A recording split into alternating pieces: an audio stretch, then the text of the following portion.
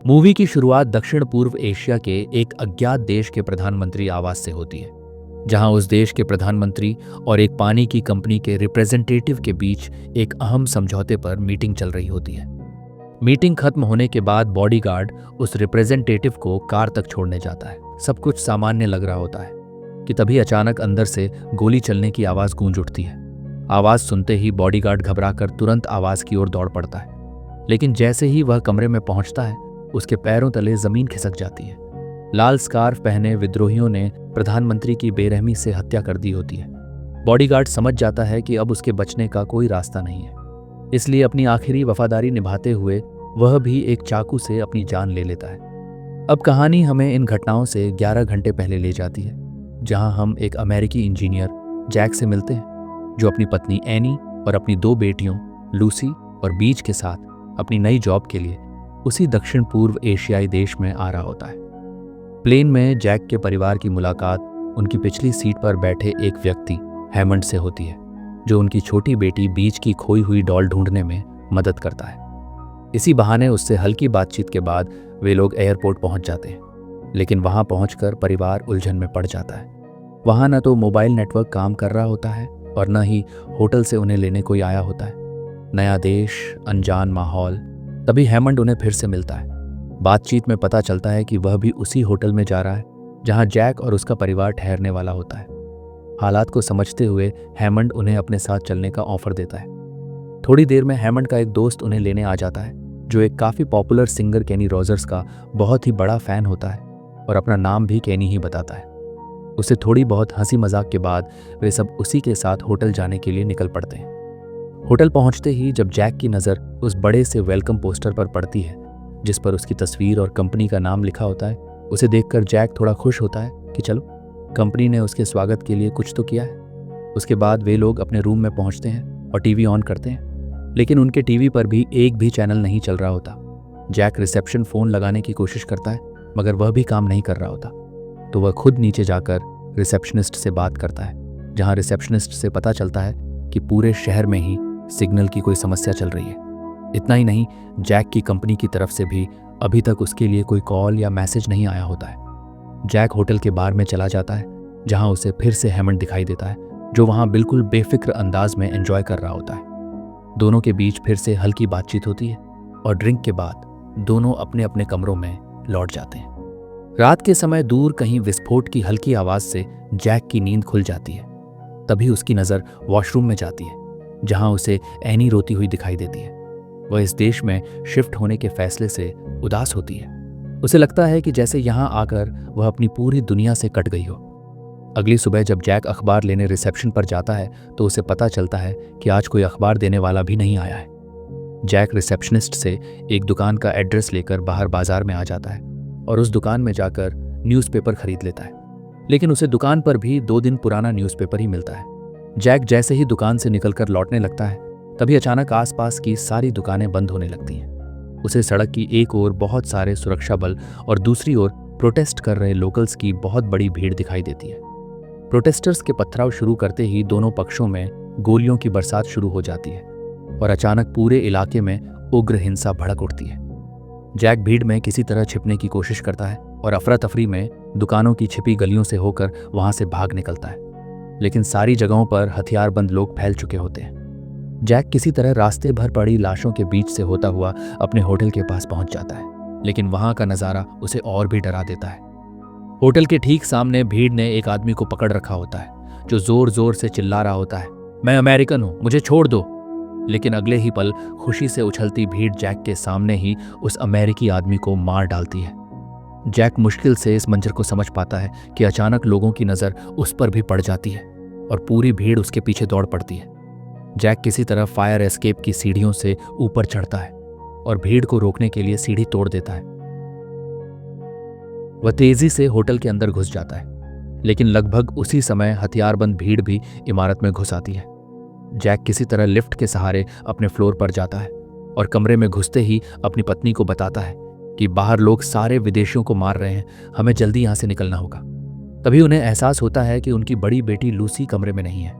उनकी दूसरी बेटी बीच बताती है कि लूसी स्विमिंग पूल में तैरने गई है। जैक एनी को दरवाज़ा बंद रखने कहकर तेजी से लूसी को ढूंढने निकल पड़ता है। नीचे के फ्लोर पर जैक को हर तरफ लाशें पड़ी दिखाई देती हैं। उधर अपार्टमेंट के अंदर एनी भी बाहर से आ रही घुसपैठ और चीख पुकार की आवाज़ें सुन लेती है। वह घबराकर अपनी बेटी बीच को बाथरूम में जाकर दरवाज़ा बंद करने को कहती है और खुद दरवाजे के पीपहोल से बाहर झांकती है तो पाती है कि हथियारबंद लोग अब घरों में भी घुसते जा रहे हैं। बीज भी डर के मारे बिना आवाज़ किए रोती जा रही होती है। तभी उनके दरवाजे पर जोर जोर से दस्तक होती है।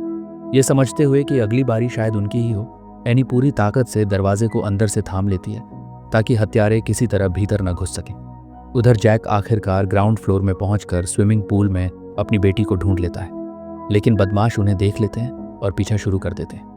जैक तेजी से दरवाजे पर एक ट्यूब फंसा देता है और अपनी बेटी को गोद में उठाकर तेजी से सीढ़ियों की ओर भागने लगता है। तभी अचानक सामने एक हमलावर आ जाता है, लेकिन सही समय पर हैमंड वहां आकर हमलावर को मार गिराता है और जैक को ऊपर भेज देता है। जैक अपार्टमेंट पहुंचकर दरवाज़ा खुलवाता है और अपनी पत्नी को अपार्टमेंट छोड़ने के लिए मनाकर अपने पूरे परिवार के साथ छत की ओर भागने लगता है।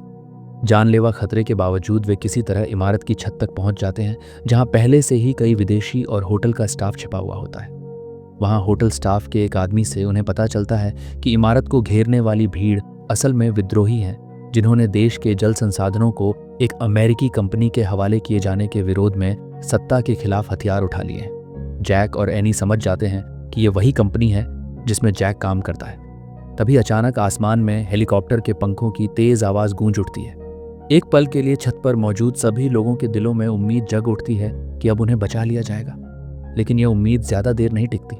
जैसे ही हेलीकॉप्टर नजदीक आता है, उसमें बैठा एक बंदूकधारी अंधाधुंध गोलियां बरसाने लगता है। सारे लोग अपनी जान बचाने के लिए इधर उधर भागने लगते हैं। कई लोग मारे जाते हैं। तभी हेलीकॉप्टर ऊपर लटकते तारों में फंसकर छत पर ही गिर पड़ता है। जैक और उसका परिवार किसी तरह छुपकर धमाके से अपनी जान बचाते हैं, लेकिन तब तक छत के दरवाजे से हथियारबंद लोग भी ऊपर चढ़ने लगते हैं। ये समझते हुए कि अब कोई दूसरा रास्ता नहीं बचा है, जैक अपनी पत्नी से कहता है कि वह पास की इमारत पर कूद जाए ताकि वह बच्चों को उसकी तरफ फेंक सके। एनी डर से कांप उठती है, लेकिन वह जानती है कि यही बचने का आखिरी मौका है, इसलिए हिम्मत जुटाकर वह छलांग लगा देती है, जिससे उसके घुटनों में बुरी तरह चोट भी लग जाती है।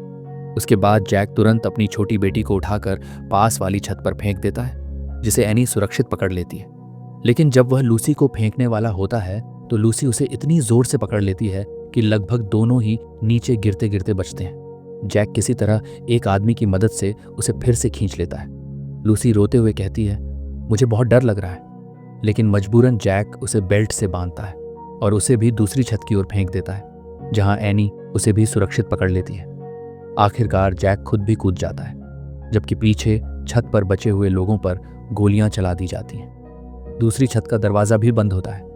मजबूर होकर परिवार को इमारत के बाहरी हिस्से से पोल के सहारे एक फ्लोर नीचे उतरना पड़ता है। वे लोग थोड़ी देर वहीं छुपकर राहत की सांस लेते हैं। तभी जैक देखता है कि उन दंगाइयों के पास एक टैंक भी है। घबराहट में वे लोग एक ऑफिस में घुस जाते हैं, लेकिन उसी पल एक जबरदस्त धमाका होता है और पूरी इमारत कांप उठती है। बचने का कोई रास्ता नहीं है सोचकर जैक अपने परिवार को मलबे के नीचे छिपा देता है और एक मरे हुए आदमी के शरीर को आड़ बनाकर खुद भी अंदर छिप जाता है। थोड़ी देर में दंगाई इमारत के अंदर घुस जाते हैं और वहां मौजूद सारे लोगों को बेरहमी से मार गिराते हैं। जैक और उसका परिवार किसी तरह उनकी नज़रों से बच जाता है। उनके जाने के बाद छोटी बेटी धीरे से कहती है, मुझे टॉयलेट जाना है। मजबूरी में माँ को उससे कहना पड़ता है, आज कपड़ों में ही कर लो, कोई और रास्ता नहीं है। शाम होने तक इंतजार करने के बाद परिवार धीरे धीरे अपनी छिपने की जगह से बाहर निकलता है, इस उम्मीद के साथ कि उन्हें कैसे भी अमेरिकी दूतावास तक पहुंचना होगा। जैक को वहीं एक स्कूटर की चाबियां मिल जाती हैं। एनी भी एक नक्शा निकालकर दूतावास का रास्ता समझने की कोशिश करती है। तभी जैक खिड़की से नीचे एक और दिल दहला देने वाला नजारा देखता है। बाहर 4 विदेशी लोग जमीन पर बैठे होते हैं, जिन्हें दंगाइयों द्वारा एक गाड़ी से कुचल दिया जाता है। ये दृश्य जैक को अंदर तक तोड़ देता है। वे लोग किसी तरह दूतावास पहुंचने की योजना बनाने लगते हैं। तभी अचानक एक विद्रोही लूट का सामान लेने वापस कमरे में आ जाता है और परिवार को देखते ही चिल्लाकर अपने और साथियों को भी बुलाने लगता है। डर और बेबसी में जैक उस पर टूट पड़ता है और जिंदगी में पहली बार किसी इंसान को मार देता है। उसके बाद जैक अपना चेहरा ढक लेता है और स्थानीय लोगों की तरह दिखने की कोशिश करते हुए वह चाबी वाली मोटरसाइकिल को ढूंढ निकालता है और स्थानीय लोगों का भेष बनाए हुए वह अपने पूरे परिवार को उस पर बैठाकर निकल पड़ता है। उसकी पत्नी नक्शे की मदद से रास्ता बताती जाती है, लेकिन दुर्भाग्य से वे एक ऐसी सड़क पर पहुंच जाते हैं जहां स्थानीय लोग जमा होकर दंगा कर रहे होते हैं। पत्नी घबराकर जैक से वापस चलने को कहने लगती है, लेकिन जैक उन्हें सिर नीचे रखने को कहकर आगे बढ़ता रहता है। भीड़ के बीच में जाते ही उनकी बेटी मोटरसाइकिल से फिसलने लगती है, जिससे वे गिर जाते हैं। जब वे संभलते हैं तो एक स्थानीय युवक जैक को देखता है, लेकिन वह उन्हें पहचान नहीं पाता और वहां से जाने देता है।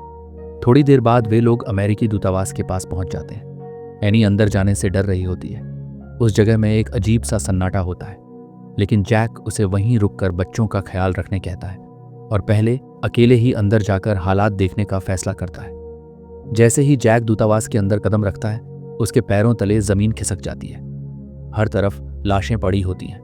दंगाई पहले ही वहां मौजूद सभी लोगों को मार चुके होते हैं और पूरे दूतावास को आग के हवाले कर चुके होते हैं। वह दरवाजे की ओर बढ़ता है, तभी अचानक अंदर से कई सारे दंगाई निकल आते हैं और उसे देख लेते हैं, लेकिन किस्मत से वहां एक बहुत बड़ा धमाका हो जाता है। उसी अफरा तफरी में जैक किसी तरह वहां से बच निकलता है और तुरंत अपने परिवार को लेकर वहां से भागने लगता है। तंग और अनजान गलियों में भटकते हुए वे एक मंदिर तक पहुंचते हैं। मंदिर का पुजारी बच्चों को देखता है और दया खाकर परिवार को झाड़ियों में छिपा देता है। कुछ ही देर बाद पीछा करते हुए दंगाई मंदिर में घुस आते हैं और पुजारी को मार पीट कर परिवार के बारे में पूछते हैं। पुजारी जान जोखिम में डालकर झूठ बोल देता है कि यहाँ कोई नहीं है, लेकिन वे लोग पूरे मंदिर परिसर में फैलकर झाड़ियों की तलाशी लेने लगते हैं। ये समझकर कि अब पकड़ा जाना तय है, जैक विद्रोहियों द्वारा छोड़ी गई एक राइफल उठाने का फैसला करता है और चुपचाप बंदूक की ओर जाने लगता है। लेकिन एक सूखी टहनी पर पैर पड़ते ही आवाज होती है और एक बदमाश की नजर उस पर पड़ जाती है। एनी समझ जाती है कि जैक को मदद चाहिए, इसलिए वह अपनी बेटियों को वहीं छिपी रहने कहती है और झाड़ियों से बाहर निकलकर चिल्लाने लगती है ताकि हमलावरों का ध्यान बढ़ जाए। जैक भी इस मौके का फायदा उठाकर एक बदमाश की बंदूक छीन लेता है और फायर करने की कोशिश करता है, लेकिन गोलियां खत्म हो चुकी होती हैं। जैक किसी तरह लड़ने की कोशिश करता है, लेकिन बदमाश जल्द ही उसे निहत्था कर देते हैं। वे लोग जैक की आंखों के सामने ही एनी के साथ दरिंदगी करने का फैसला करते हैं और उसके कपड़े फाड़ने लगते हैं। जैक चाहकर भी उसे बचा नहीं पा रहा होता है, पर तभी हैमंड और केनी वहां आकर बदमाशों का ध्यान भटका देते हैं और एक एक करके सारे बदमाशों को मार गिराते हैं। हैमंड परिवार को उनके पीछे आने कहता है और अपने साथ सुरक्षित रास्तों से होते हुए एक घर की छत पर ले जाता है, जहां उन्हें अस्थायी शरण मिलती है। केनी ने वहां उन सबके लिए खाना भी तैयार कर रखा होता है। कुछ देर के सुकून के बाद हैमंड एक पुल की ओर इशारा करते हुए बताता है कि नदी के बहाव के साथ 2 किलोमीटर नीचे वियतनाम की सीमा है। अगर वे वहां तक पहुंच गए तो बचना तय है। वहीं बातचीत में जैक को पता चलता है कि हैमंड और केनी स्पेशल सर्विसेज के एजेंट हैं। हैमंड उसे बताता है कि पश्चिमी ताकतें ऐसे छोटे देशों में अमेरिकी कंपनियों को भेजकर संसाधनों पर कब्जा करवाती हैं, ताकि ऐसे देशों को लोन देकर आर्थिक गुलाम बनाया जा सके। हैमंड मानता है कि जैक के परिवार के यहाँ फंसने में कहीं न कहीं वह भी जिम्मेदार है, इसलिए वह प्रायश्चित के तौर पर जैक के परिवार को बचाना चाहता है। थके हारे सभी लोग वहीं सो जाते हैं, लेकिन कुछ ही देर बाद गोलियों की आवाज से उनकी नींद टूट जाती है। दंगाई आसपास की इमारतों से उन पर फायरिंग शुरू कर देते हैं, इसलिए एक बार फिर सबको भागना पड़ता है। सीढ़ियों से नीचे उतरते समय केनी मारा जाता है और हैमंड भी एक गोली लगने से गंभीर रूप से घायल हो जाता है। उसकी रफ्तार धीमी पड़ जाती है और आखिरकार वह थक कर जमीन पर गिर पड़ता है। जब जैक उसे संभालने लौटता है तो दर्द से कराहता हुआ हैमंड उससे रुके बिना आगे बढ़ने को कहता है। भारी दिल के साथ जैक अपने परिवार को लेकर आगे बढ़ जाता है। पीछे हैमंड अपनी बची खुची ताकत से विद्रोहियों को रोकते हुए खुद को कुर्बान कर देता है ताकि जैक का परिवार सुरक्षित निकल सके। भागते भागते जैक पूरी तरह टूट जाता है। उसे समझ नहीं आता कि आगे क्या करना चाहिए।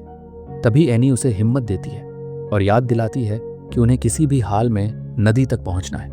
वे लोग किसी तरह एक मछुआरों की बस्ती तक पहुंचते हैं। जैक अपने परिवार को एक जगह छुपा देता है और नदी किनारे जाकर एक छोटी नाव ढूंढ निकालता है, लेकिन उसका मालिक उसे नाव निकालते हुए देख लेता है।